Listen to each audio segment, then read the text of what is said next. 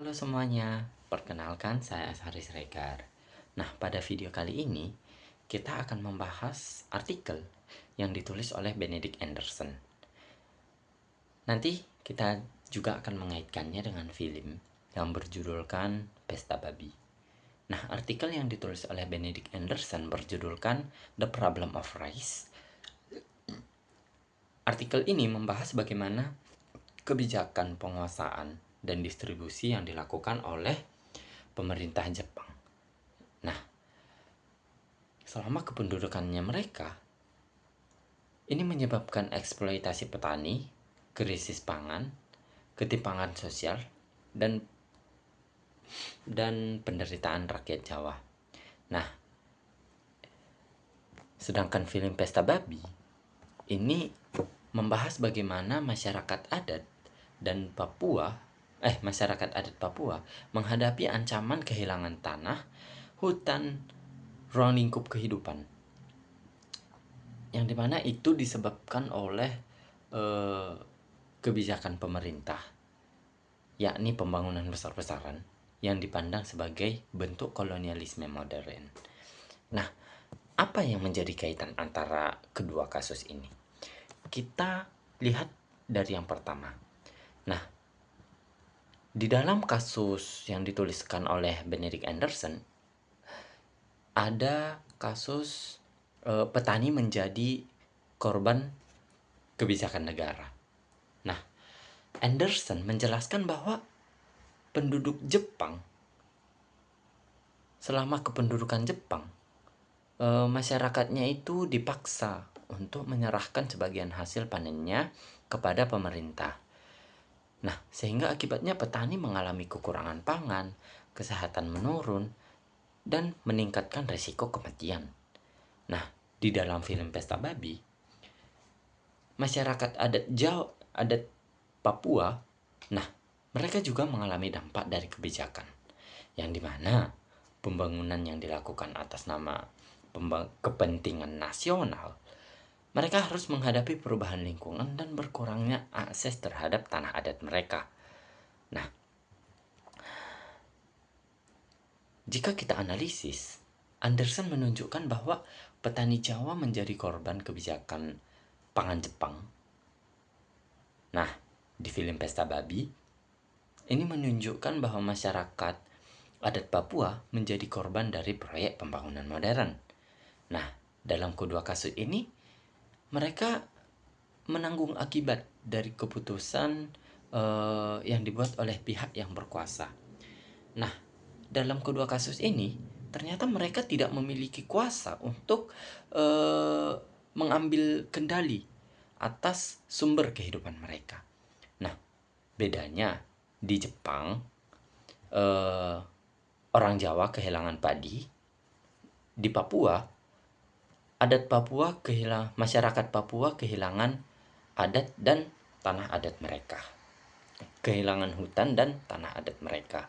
Nah, kasus yang kedua adalah rakyat kehilangan kontrol atas sumber kehidupan mereka. Nah, Anderson memperlihatkan bahwa petani menanam padi tetapi tidak memiliki kendali atas panen atau hasil yang sudah mereka kerjakan, karena itu semua sudah diatur oleh pemerintah, menentukan berapa banyak yang harus diserahkan. Nah, dalam film Pesta Babi, masyarakat adat Papua dan tanah hutan yang sudah diwariskan secara turun-temurun, mereka tidak mampu untuk melawan ketika wilayah tersebut menjadi proyek pembangunan. Nah, kontrol masyarakat terhadap ruang hidupnya ternyata menjadi semakin berkurang. Nah, baik petani maupun masyarakat adat Jawa sama-sama mengalami kehilangan kontrol terhadap sumber kehidupan mereka. Nah, perbedaannya hanya letak pada objeknya. Nah, di dalam artikel adalah padi, sedangkan di dalam film adalah tanah dan hutan. Nah, dalam kedua kasus, masyarakat yang terdampak justru tidak menjadi pihak utama dalam pengambilan keputusan yang dimana kebijakannya sudah diterapkan. Nah, kasus yang ketiga adalah ada ketimpangan antara penguasa dengan rakyat. Nah, dalam artikel, Anderson menunjukkan bahwa kebijakan padi yang dibuat oleh pemerintah Jepang dan dilaksanakan melalui aparat birokrasi. Nah, Jepang ternyata petani tidak memiliki posisi yang setara dalam proses yang sudah dibuat Jepang tersebut. Yang berkuasa mengintimidasi yang tidak berkuasa. Nah, jika kita lihat dalam film Pesta Babi, nah, masyarakat adat berhadapan dengan pemerintah dan perusahaan yang memiliki modal ataupun kuasa.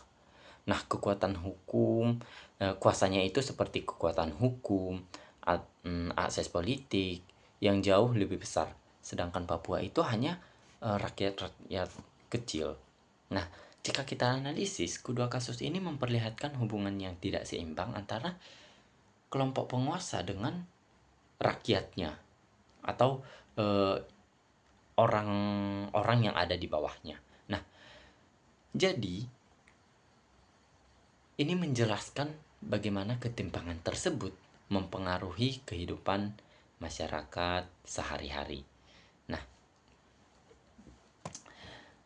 dalam kedua kasusnya itu ternyata yang paling menderita dapat dibilang adalah masyarakatnya, bukan penguasanya. Nah, sejarah sosial ternyata berusaha menjelaskan bagaimana ketimpangan tersebut. Yang keempat adalah kebijakan negara yang menciptakan penderitaan sosial. Nah, dalam artikel Anderson itu menjelaskan bahwa kekurangan pangan menyebabkan kesehatan masyarakat menurun, daya tahan tubuh melemah, dan angka kematian meningkat. Nah, dalam film masyarakat adat Papua, mereka mengalami perubahan lingkungan yang dimana itu disebabkan oleh proyek pembangunan tadi. Nah, ini berdampak pada cara masyarakat memperoleh makanan, bekerja, dan mempertahankan kehidupan mereka. Nah, dalam perspektif sejarah sosial, yang penting bukan hanya kebijakannya. Ternyata yang penting adalah bagaimana kebijakan tersebut mempengaruhi kehidupan masyarakatnya sehari-hari. Nah, baik di artikel maupun film, ini ternyata sudah menunjukkan dampak sosial yang nyata terhadap masyarakat lokal. Lokalnya adalah masyarakat adat Papua. Ini dalam kedua kasusnya, ini adanya hubungan yang tidak setara antara yang memiliki kekuasaan dengan yang tidak memiliki apa-apa. Nah, jika kita lihat dari kasus nomor 5 adalah tentang Anderson. Elit sering memperoleh keuntungan lebih besar. Nah, di dalam artikel, Anderson menemukan adanya berbagai penyimpangan dalam proses pengumpulan padi, termasuk praktik-praktiknya yang merugikan petani. Nah, sedangkan di dalam film, ini memperlihatkan adanya pihak-pihak yang memperoleh manfaat dari proyek pembangunan, sementara masyarakat adat justru menghadapi berbagai kerugian. Nah, proyek-proyek yang dibangun itu adalah seperti dibangunnya sawah, dibangunnya perusahaan-perusahaan. Bahkan jika di dalam video saya lihat ada 10 perusahaan yang dimana perusahaan itu dimiliki oleh satu keluarga saja. Tidak adil, bukan? Nah, jika kita analisis, ternyata keuntungan dan kerugian tidak dibagi secara merata. kelompok yang memiliki kekuasaan cenderung memperoleh dan memanfaatkan lebih besar dibandingkan masyarakat lokal. Yaitu tadi, kekuasaan 10 perusahaan dimiliki oleh satu keluarga, dan bayangkan satu keluarga hidup mewah dari 10 perusahaan yang dibangun di wilayah Papua, yang dimana 10 perusahaan tersebut membuat rakyat Papua menderita. Tidak adil bukan? Bahwa satu keluarga dibanding dengan masyarakat ribuan jiwa. Sangat tidak adil. Nah, kemudian yang keenam, ada kasus tentang sejarah harus melihat pengalaman rakyat biasa. Nah, Anderson tidak hanya membahas kebijakan Jepang, tetapi juga pengalaman petani yang mengalami dampaknya. Nah, jika kita lihat dari film Pesta Babi, ini memberikan ruang kepada masyarakat adat untuk menceritakan pengalaman mereka sendiri. Inilah inti dari sejarah sosial yang ingin kita sampaikan. Nah, fokus utamanya bukan pemerintah, bukan perusahaan, bukan elit, tetapi kehidupan masyarakat sosial yang merasakan langsung perubahan sosial. Nah, kita lihat dari kedua kasus tersebut, bentuknya berbeda, tetapi polanya sama. Kekuasaan menindas yang tidak memiliki kuasa. Pemerintah Jepang mengeksploitasi masyarakat Jawa di orang yang berkuasa menindas masyarakat Papua. Itu kasus yang ada di Indonesia.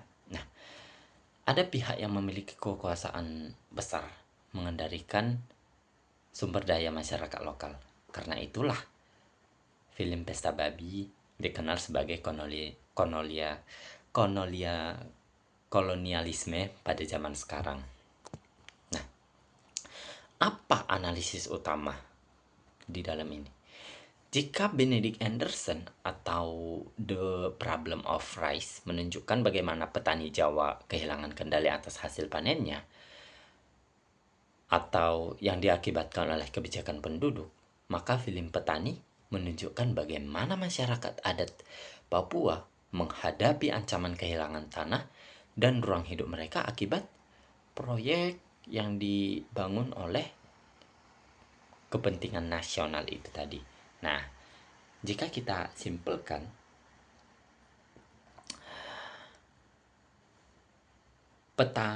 Jepang mencuri hasil masyarakat Jawa.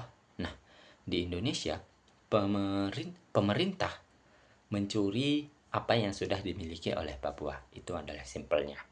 Nah, akibatnya dalam kedua perspektif sejarah sosial, kedua kasus ini memperlihatkan pola yang sama, yaitu masyarakat biasa menjadi kelompok yang paling terdampak oleh kebijakan yang dibuat oleh orang-orang yang berkuasa.